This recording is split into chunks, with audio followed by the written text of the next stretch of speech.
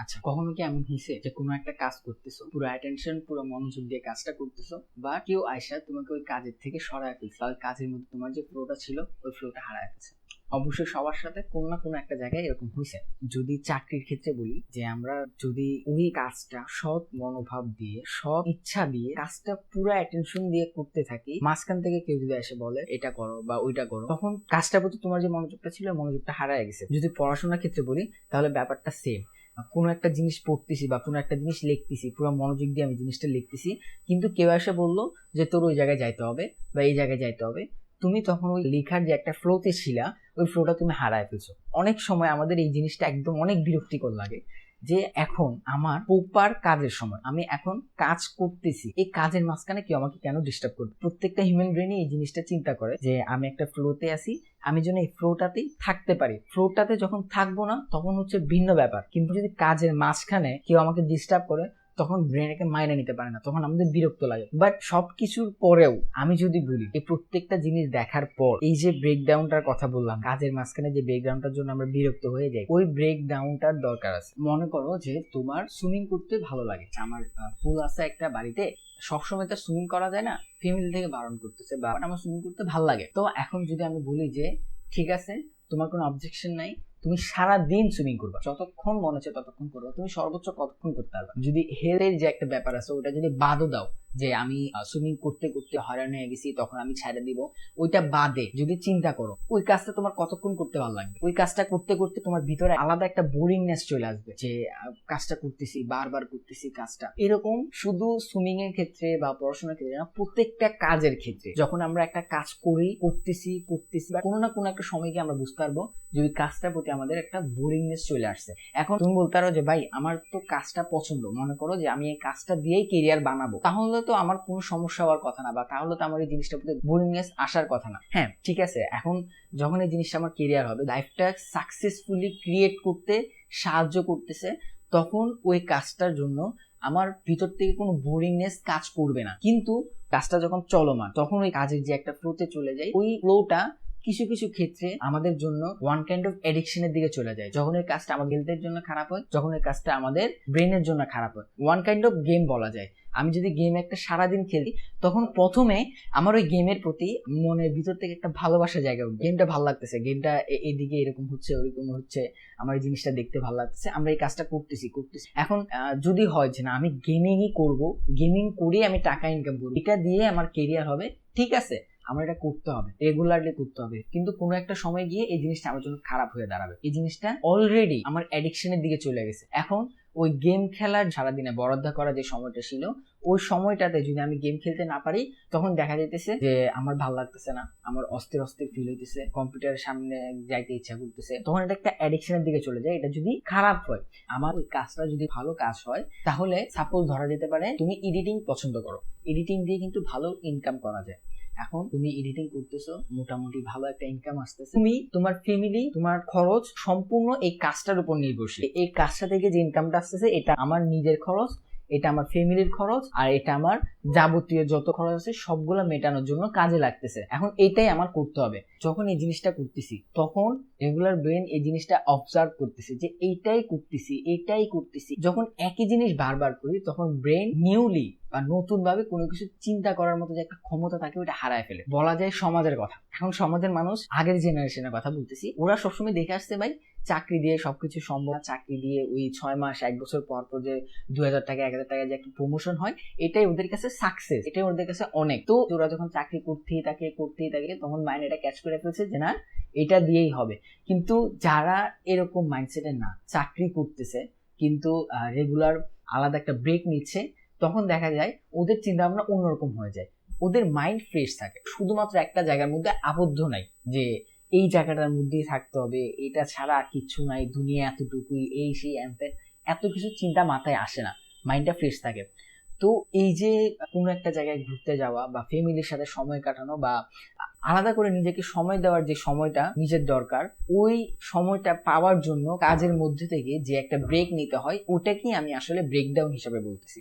ওটা আমাদের জন্য খারাপ না। এরকম যদি হতো যে না ভাই আমি ব্রেকটা নিছি, এখন আমি যে কাজটা করতেছিলাম এই কাজের যে মাইন্ডসেটটা ছিল ওটা আমার মাথা থেকে হারায় গেছে, আমি যে এডিটিংটা করতেছিলাম এখন ব্রেক নেওয়ার কারণে আমার ওই এডিটিং এর যে স্কিলটা আছে ওই স্কিলটা আমি হারায় ফেলছি, ওই স্কিলটা আমার মধ্যে আর নাই, তাহলে হয়তো আমি বলতাম না যে একটা ব্রেক দরকার কাজের মাঝখানে।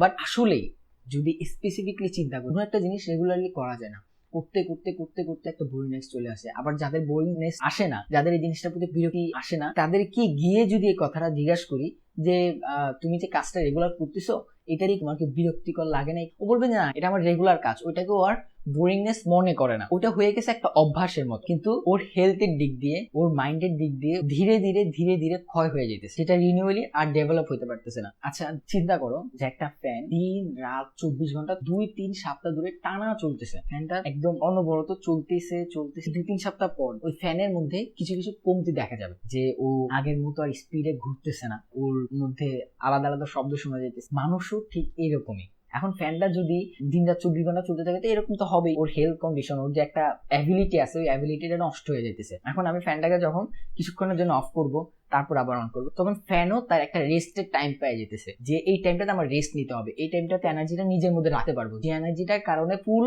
শক্তি দিয়ে কাজটা করতে পারি, আমি যেন ঘুরে ঘুরে বাতাসটা আমার নিচে থাকা মানুষকে প্রোভাইড করতে পারি। তো মানুষের ক্ষেত্রে জিনিসটা এরকম। এটা সত্যি যে কোনো রেগুলার কাজের ফ্লোতে থাকলে কাজের মধ্যে দিনে দিনে সৃষ্টি হওয়া যে ভুলগুলো আছে ওই ভুলগুলা আমাদের চোখে পড়ে না।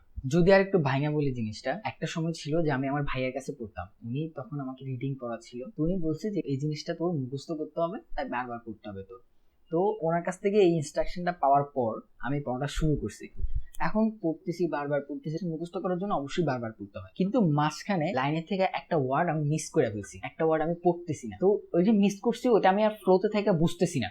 তো ভাইয়া বলতেছে আমাকে যে তুই একটা ওয়ার্ড মিস করছিস, তো তখন আমি বুঝতে পারছি যে হ্যাঁ আমার এই ওয়ার্ডটা মিস গেছে, আমার এই ওয়ার্ডটা সহ পড়তে হবে। তো এটা আসলে কোনো সমস্যা না যে আমার মধ্যে কোনো কমতি ছিল বা আমি পড়তে পারতেছি না, প্রত্যেকটা মানুষের ক্ষেত্রেই যখন কাজ একটা করতেছি দুইটা তিনটা সমস্যা বের হয়ে যায়, যে সমস্যাগুলো আমরা দেখি না, যে সমস্যাগুলো আমাদের ব্যাক এন্ড সাইডে চলে যায়, আমরা এগুলো খেয়াল করতে পারি না, ওই ছোট ছোট সমস্যাগুলো বড় হয়ে পড়ে একটা বড় সমস্যার আকার ধারণ করে, যে সমস্যাগুলো হ্যান্ডেল করতে গিয়ে আমাদের ঘাম ছুটে যায়। তো এটার জন্যই আলাদাভাবে যদি আমি বলি এই একটা ব্রেকডাউনের দরকার আছে। এখন আমি যে ক্যামেরার সামনে বসে আছি আমি যদি বলি তাহলে এই পুরা যে ভিডিওটা ওই ভিডিওটা কিন্তু একটা ক্লিপে হয়নি, আমার আলাদা একটা ব্রেক নিতে হয়েছে, আমার একটু চিন্তা করতে হয়েছে, আমার মাইন্ডটাকে একটু ফ্রেশ করার প্রয়োজন পড়ছে, না হলে আমার মাথার মধ্যে যে ওয়ার্ডগুলো আসতেছে আমি যেগুলো এখানে বলতেছি ওই ওয়ার্ডগুলো আমি পাবো না। ফ্রেশ একটা মাইন্ডের থেকে যে কথাগুলো বের হবে ওই কথাগুলা টায়ার্ডনেস থাকা অবস্থায় মুখ থেকে বের হওয়া যে ওয়ার্ডগুলো আছে ওগুলা থেকে শ্রেয় হচ্ছে।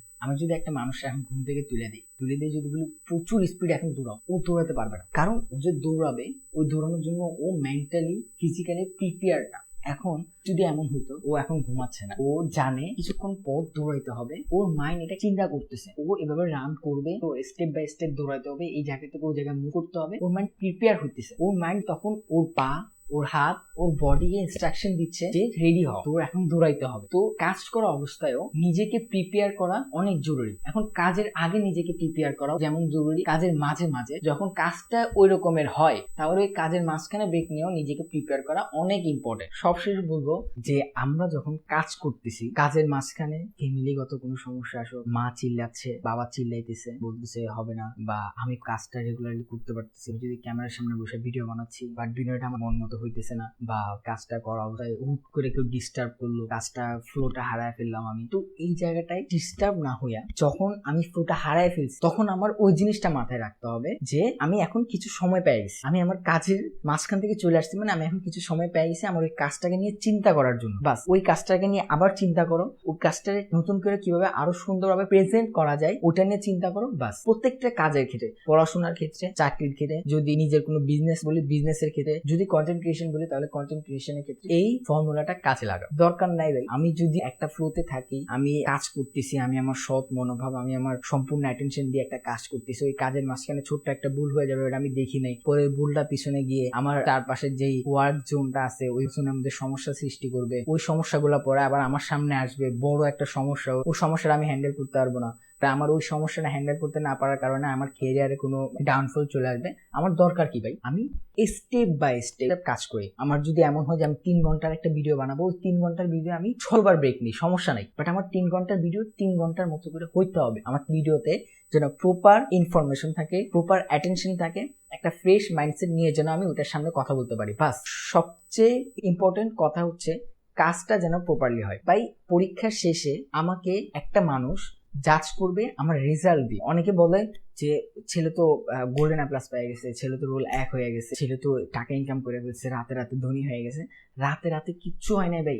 আমার এই কাজের জন্য যে কতটুকু কষ্ট করতে হয়েছে, কত রাত না জায়গা থাকতে হয়েছে, কত রাত আমার মাথার ঘাম পায়ে ফেলতে হয়েছে, কত রাত যে আমার ঘুম হারাম করে কাজ করতে হয়েছে, ওটা আমি জানি। এখন মানুষ এসে বলতেছে রাতে রাতে হয়ে গেছে। মানুষ ভাই এরকমই বলবে। কিছু কিছু মানুষ আছে কাজ করা অবস্থায় তোমাকে রেগুলেট করবে, আবার তুমি যখন রেজাল্ট পাবা তখন ওই মানুষগুলাই তোমার কাঁধে হাত দিয়ে বলবে যে সাবাস, তোর দ্বারা হয়েছে, বিশ্বাস ছিল আমার তোর উপরে। জাস্ট নিজের উপরে বিশ্বাস রাখো। যে সমস্যাগুলো আসতেছে ওই সমস্যাগুলো নিজের একটা ব্রেক টাইম হিসাবে বিবেচনা করো। ব্রেক কেন হয়েছে ওইটা দেখার দরকার নাই, ব্রেক হওয়ার পরে যে আলাদা একটা সময় নিজের কাছে আসছে, ওই সময়ে কি কি করা যায়, আমার কাজটা নিয়ে অ্যানালাইসিস করি, আমার কাজটাকে আরো কিভাবে বেটার করা যায় ওই জিনিসটা নিয়ে চিন্তা করি। অবশ্যই আরো বেটার কোয়ালিফিকেশন নিয়ে আমি একটা ভিডিও বানাতে পারবো, আরো বেটার কোয়ালিফিকেশন নিয়ে আমি পড়াশোনা শুরু করতে পারবো, আবার বেটার একটা কোয়ালিফিকেশন নিয়ে আমি আমার কাজের প্রতি মনোযোগ দিতে পারবো। বাস, জাস্ট করো।